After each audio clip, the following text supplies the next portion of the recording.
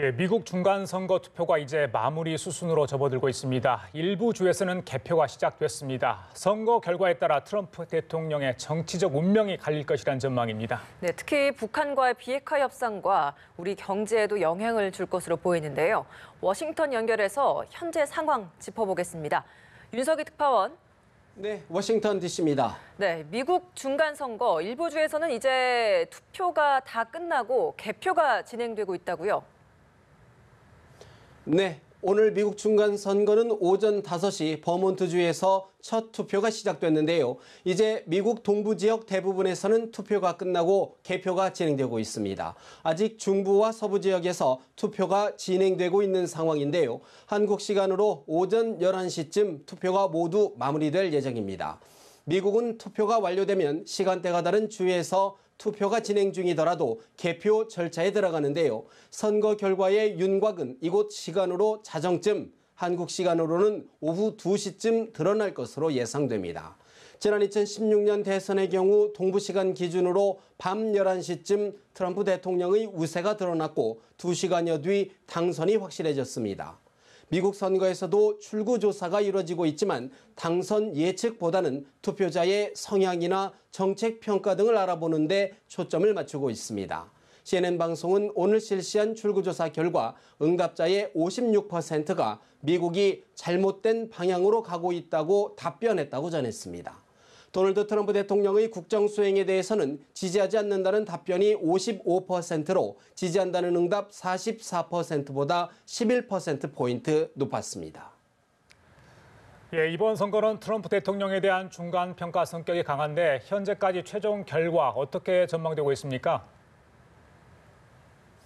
네, 각종 기관의 여론조사와 판세 분석을 보면 일단 민주당이 하원을 장악할 기회를 맞았다는 평가가 많습니다.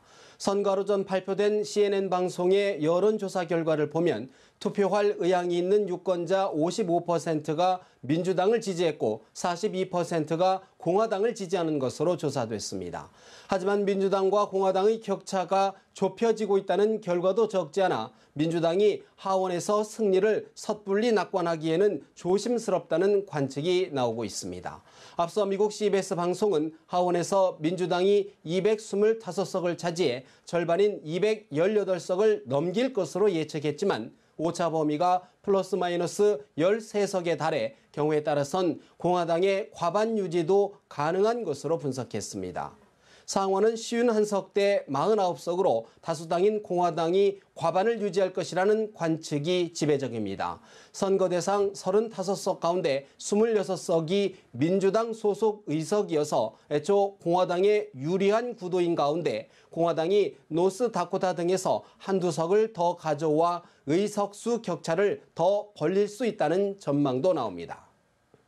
자, 그렇다면 현재로서는 공화당이 상원을 수성하고 또 민주당이 하원을 차지할 것이다. 이런 분석인 건데 그럼 이럴 경우 트럼프 대통령의 정치적인 입지에는 좀 적지 않은 타격이 불가피하겠군요.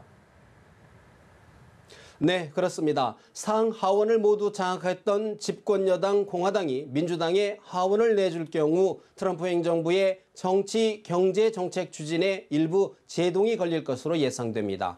당장 미국 내 권력 서열 3위인 하원 의장을 비롯해 하원 상임위원장 전부를 민주당 인사들이 차지하면서 견제에 나설 수 있습니다. 특히 하원은 대통령 탄핵 소추권을 가지고 있어 러시아의 대선 개입 의혹 사건 등을 놓고 탄핵 논쟁이 다시 불붙을 수도 있습니다. 무역 분야에서도 트럼프 대통령이 야심차게 밀어붙인 미국, 멕시코, 캐나다 협정의 비준 문제에 마찰이 있을 수 있고 국경장벽 설치 등 이민정책 문제를 비롯해 중산층 세금 감면 등 트럼프식 경제정책에서도 충돌을 빚을 수 있다는 전망입니다.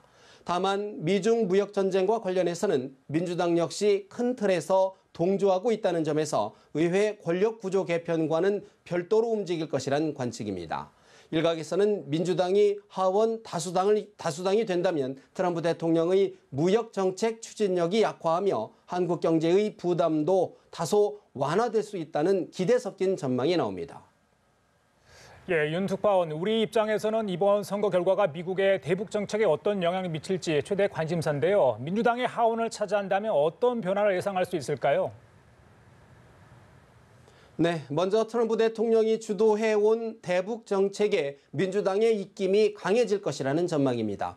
지난해 화염과 분노 발언부터 올해 싱가포르 북미 정상회담 등 냉온탕을 오가며 급속히 바꾼 대북 정책에 대한 면밀한 검증을 요구할 것이라는 관측입니다.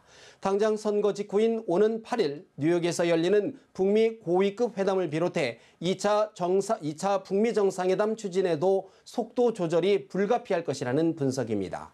하지만 트럼프 대통령 역시 자신 특유의 대북 접근 방식을 쉽게 바꾸지는 않을 것으로 보여 충격 요법식 대응에 나설 경우 대북 정책의 불확실성이 커질 수 있다는 우려도 나옵니다.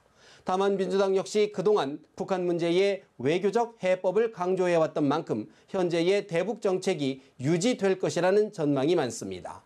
물론 공화당이 상하원 동시 수성에 성공할 경우 트럼프 대통령의 정치적 입지는 한층 강화되고 사실상 탄핵 가능성도 사라져 기존 대외 정책과 경제 정책이 더욱 탄력을 받을 것으로 보입니다.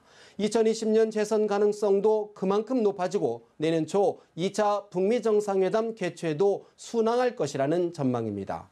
블룸버그 통신은 가능성은 크지 않지만 공화당이 상하원에서 모두 패배할 경우 트럼프 대통령은 중간선거 다음 날부터 2020년 대선 운동에 집중할 거라고 보도하기도 했습니다.